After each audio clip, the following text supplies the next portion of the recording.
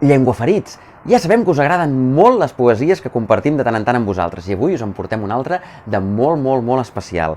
És de la Joana Raspall, una de les poetesses més estimades d'aquest país, que destaca molt per la seva poesia per nens i nenes, però també per adults. I volíem compartir amb vosaltres un poema que, esclar, evidentment parla de llengua. Es diu La llengua pròpia i ens el llegirà la Jess. Som-hi! Hi ha unes llengües vivents que tothom pot fer seves, com l'alè de la muntanya, com la cançó del mar.